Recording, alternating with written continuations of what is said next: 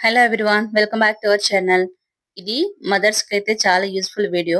Video అయితే ఎక్కడ skip చేయొద్దండి. చాలా మంది పిల్లలు 99% స్కూల్ కి వెళ్లే పిల్లలకి పేర్లు అనేవి వస్తూ ఉంటాయి కదా. వీళ్ళకి లేకపోయినా పక్క వాళ్ళకు ఉన్నా కానీ పేర్లు అనేవి ఒకళ్ళ నుంచి ఒకరికి ఎక్కిపోతూ ఉంటాయి అన్నమాట. సో దాని వల్ల వచ్చే ప్రాబ్లమ్స్ అన్ని ఇన్ని కావు, చాలా సమస్యలు వస్తాయి. ఎక్కువగా పేర్లు ఉండడం వల్ల, ఇచ్చింగ్ ఎక్కువగా రావడం వల్ల, ఎక్కువగా దురదకి వాళ్ళు గోక్కోవడం వల్ల తలపైన పుళ్ళు వచ్చేస్తూ ఉంటాయి. అలానే హెయిర్ అనేది ఊడిపోతూ ఉంటుందన్నమాట. సో ఎక్కువగా ఇన్ఫెక్షన్స్ వస్తూ ఉంటాయి. నెక్స్ట్ వాళ్ళు హోంవర్క్ చేసేటప్పుడు గాని, వాళ్ళు ఆడుకునేటప్పుడు గాని అస్సలు ఫోకస్ చేయలేరన్నమాట. అంత ఇరిటేటింగ్ గా ఉంటుంది. సో ఈ సమస్యతో మా పిల్లలు కూడా బాధపడుతున్నారు. మార్కెట్ లో ఎన్ని రకాల ప్రొడక్ట్స్ ఉన్నాయో అన్ని రకాలు కూడా నేను యూజ్ చేశాను అన్నమాట. సో దేని వల్ల కూడా నాకు రిజల్ట్ రాలేదు. వచ్చినా గానీ ఒక 15 డేస్ అంతే. మళ్ళీ నార్మల్ గా యథావిధిగా మళ్ళీ పేలు. సో వాళ్ళతో పాటు నాకు కూడా మనశ్శాంతి లేకపోతుంది. నైట్ టైం కూడా అలా వాళ్ళు ఇబ్బంది పడుతూనే ఉంటున్నారు. సో ఒకరోజైతే మాకొక ఫ్యామిలీ ఫ్రెండ్ లాగా ఆ సిస్టర్ అయితే స్టేటస్ పెట్టారన్నమాట. వాళ్ళు బ్యూటీషియన్ ఆవిడ.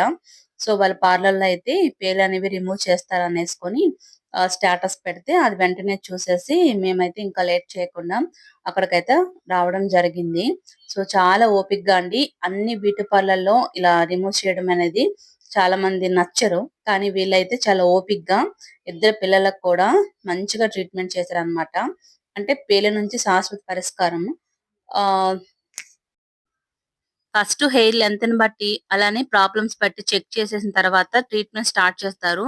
హెయిర్ ఎక్కడ చిక్కులు లేకుండా చాలా సాఫ్ట్‌గా కోంబ్ చేసిన తర్వాత వాళ్ళ దగ్గర ఒక ఆయిల్ ఉందన్నమాట. వాళ్ళ దగ్గరే దొరుకుతుందంట. అది బయట మనకి అవైలబుల్ ఉండదు. సో ఆయిల్ అయితే కాటన్‌తో మొత్తం హెడ్ మొత్తం అప్లై చేసిన తర్వాత ఒక హాఫ్ అన్ అవర్ అలా పక్కన పెట్టేసి హెయిర్ కట్టేసి తర్వాత ఇలా పేల దువ్వెన ఉంటుంది కదా. సో దాంతో చాలా నిదానంగా, అంటే ఒక్కొక్క పాపకి ఇంచుమించు ఒక హాఫ్ అన్ అవర్ టైం పట్టింది.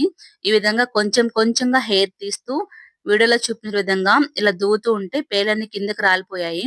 ఈ ఆయిల్ అనేది అప్లై చేశారు కదా. చేసిన తర్వాత ఆ పేలన్నీ కదలిక లేకుండా అలా స్టక్ అయిపోయాయి. సో అంత పవర్ఫుల్ అన్నమాట ఈ ఆయిల్ అనేది.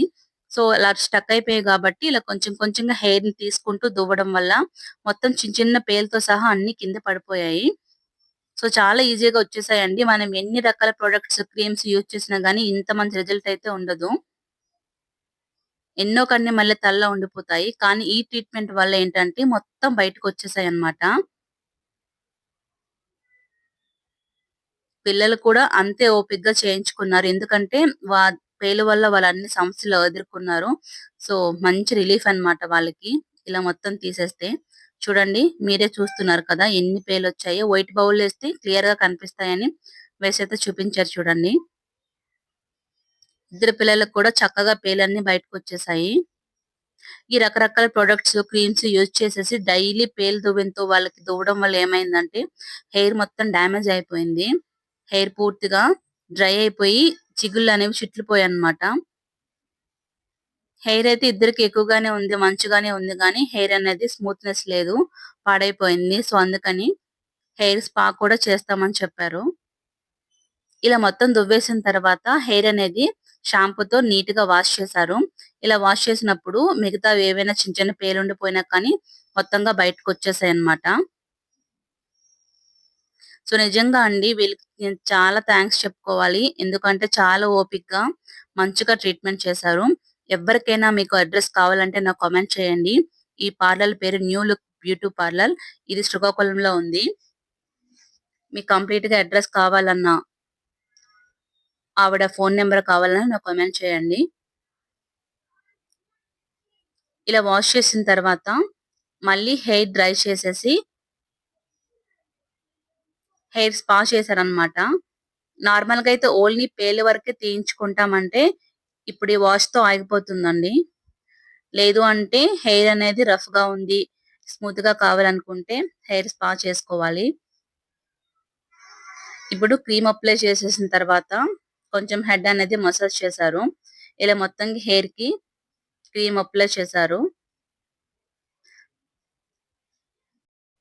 చేశాక స్టీమింగ్ అండి. కొంచెం ఒక 2 మినిట్స్ స్టీమ్ చేసిన తర్వాత మళ్ళీ హెయిర్ వాష్ చేశారు. పేలన్నీ బయటకొచ్చేసినా గానీ లైస్ ఉండిపోతాయి కదండీ! అది ఈపులంటారు. సో అవి కొన్ని ఉండిపోతాయి కదా! ఈ స్ట్రెయిట్‌నర్ పెట్టేటప్పుడు అవి కూడా చనిపోయాయన్నమాట.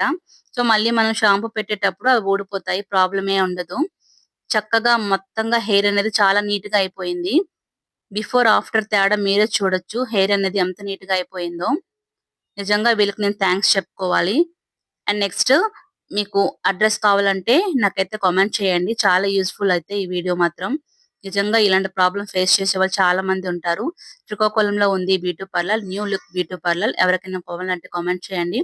వీడియోని మాత్రం షేర్ చేయండి. Thank you for watching.